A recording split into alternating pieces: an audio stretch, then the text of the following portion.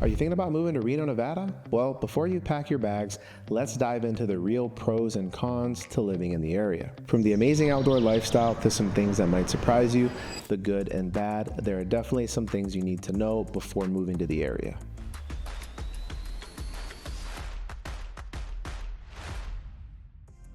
If you're new to the channel, my name is David Tully and I'm your go-to resource for everything Reno, Sparks, and Northern Nevada real estate. So please make sure to subscribe, like, and stick around. I have people just like you reaching out to me every single day, looking to make the move to Northern Nevada and buy and sell homes in the area, and I absolutely love it. So whether you're thinking about buying, selling, investing, or moving to Reno, Nevada, and you need some help, all my information will be down in the description below. I look forward to making this move as easy as possible for you. If you love sunshine and don't want to deal with extreme winters, Reno might be the perfect place for you. With around 300 days of sunshine, we have 4 amazing seasons and fairly mild winters.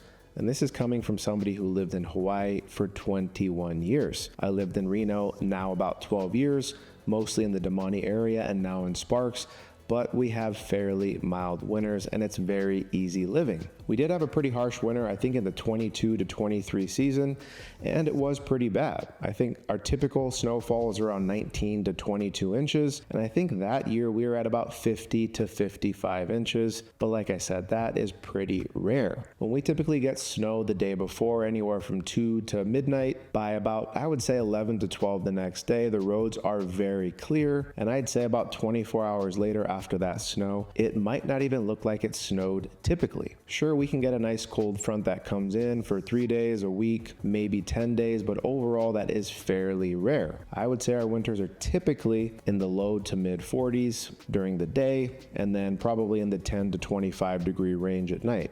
So overall, it's a fairly convenient area to live in the winter time. Also, if you're wondering about snow tires or winter tires, we typically don't get enough snow to really justify having snow tires or winter tires. But I myself as a real estate agent do quite a bit of driving year round and in the winter. So in the last 1 to 2 years, I've purchased winter tires, and I will say they are absolutely amazing. But for the majority of people that live in the Reno area, winter tires is not necessary. So like I said, you have mild winters and around 300 days of sunshine, which makes Reno an amazing city. Here's one of the biggest downsides to living in Reno for me, and that is wildfire season and wildfire smoke.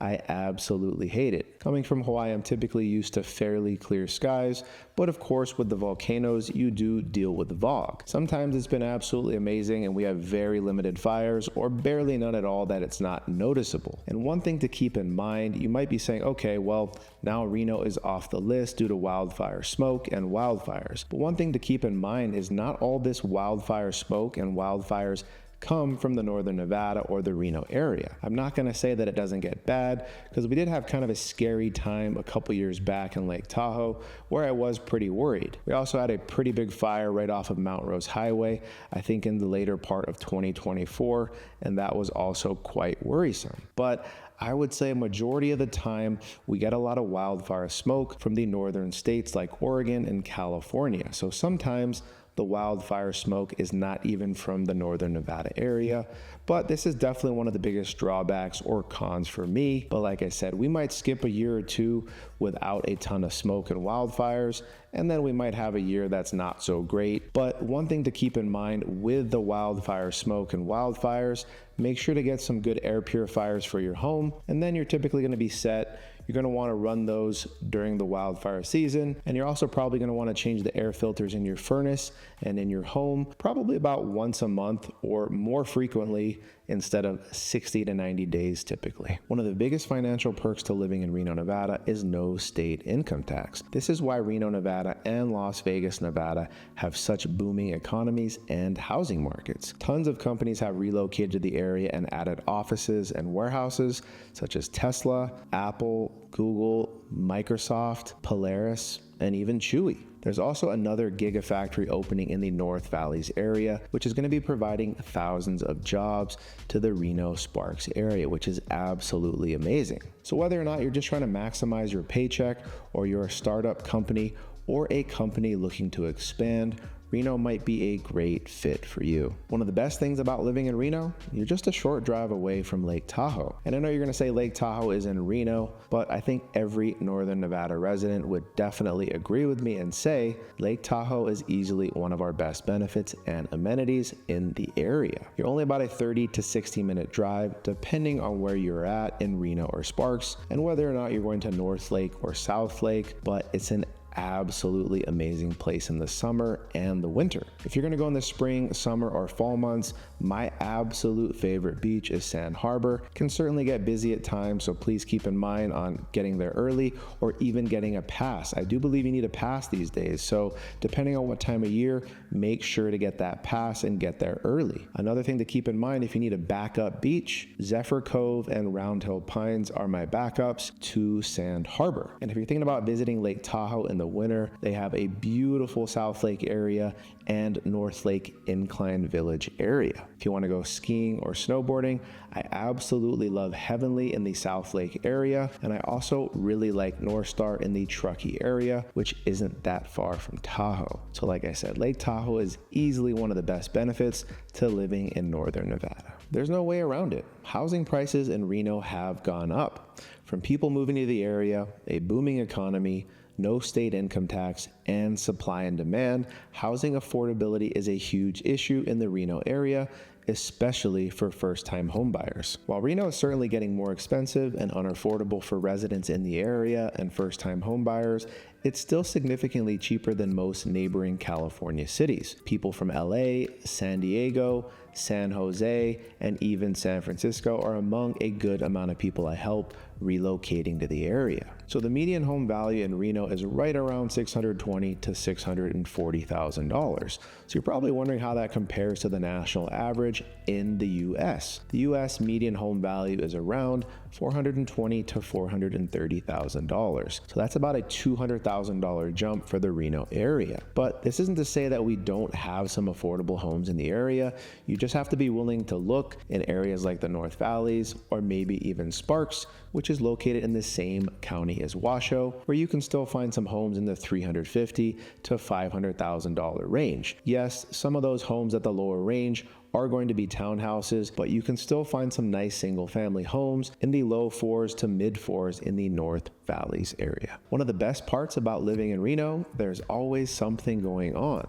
From the legendary rib cook-off to hot August nights to the Reno balloon races, and to more traditional Reno events, we have things like the Santa Crawl and the Zombie Crawl. If you want to dress up like a zombie or Santa and have a few drinks with your friends downtown, that is a really fun event.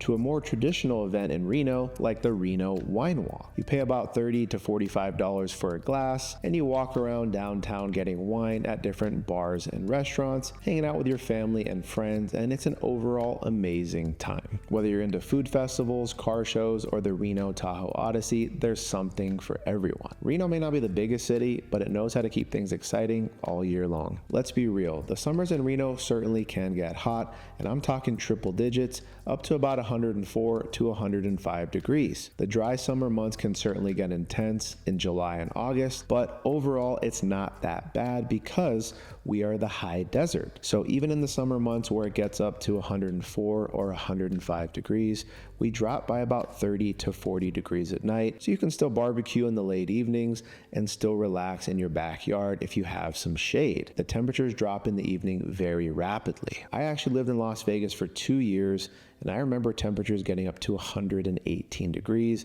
and it was awful. But my least favorite thing about the summer months in Las Vegas was even at night, it was still absolutely miserable. If you walk out of your house at 7 or 8 p.m., it's still like 95 or 100 degrees, and you're still baking. And you wake up in the morning in Las Vegas at 7 a.m., and it's already 95 degrees. It's super uncomfortable. Summer months in Reno can certainly get hot, and I really don't love it at times, but it cooling off at night by 30 to 40 degrees makes it significantly better than areas like Las Vegas and Phoenix, and we have 4 seasons. If you love the outdoors, Reno is the place to be. Whether you're hiking, biking, skiing, snowboarding, or even fishing, Reno and Northern Nevada has it all. With the Sierra Nevada mountains next door, Lake Tahoe, and the Truckee River, you have access to it all. From tubing down the Truckee River to having an amazing time at Sand Harbor in the summers at Lake Tahoe. You also have amazing ski resorts in Northern Nevada, with a handful of being at Lake Tahoe, such as Heavenly, North Star, and Truckee, Squaw, and one of my absolute favorites is Mount Rose because I am a local. Super convenient, and it's still a very nice resort. Some of my absolute favorite things to do in Northern Nevada are visit Lake Tahoe in the summer. Sand Harbor is my absolute favorite beach, with Zephyr Cove and Round Hill Pines being my backup. I also love going hiking with my wife in the Mount Rose area, visiting Mount Rose Ski Resort, Heavenly, and North Star.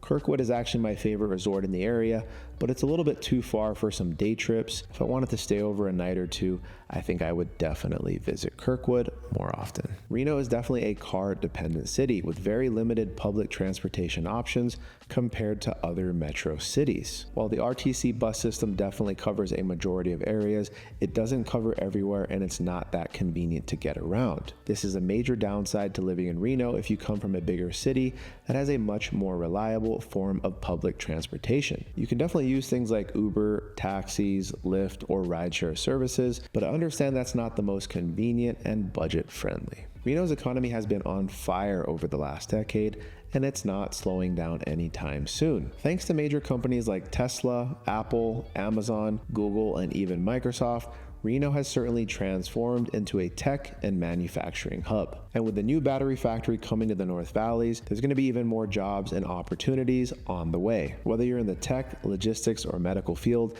I do think the Northern Nevada area or Reno area could be a solid career move. I do know that places like Renown were recently offering up to $60,000 bonuses for doctors. So like I said, if you're in the medical field, you might get a good bonus if you're thinking about working at one of the hospitals or emergency rooms in the area. If you've been in Reno for a while, I'm sure you've noticed traffic isn't what it used to be. With all the growth in the past decade, more people means more cars, and more cars means more traffic and congestion. I'm sure you've noticed it on 395 North, 80 West, and even the Sparks and Pyramid areas. I would say traffic is typically worse. In most common cities, it's going to be in the earlier parts of the morning when people are trying to get to work and school, and in the later parts of the evening when people are trying to get home from work and school. I would say most of the time the traffic's going to be anywhere from 7 to 8 a.m. in the morning, maybe even as early as 6:45, and then in the evening areas, probably anywhere from about 4:30 to 6:30. So I would say if you're driving in between those times, you might want to budget an extra 10 to 15 minutes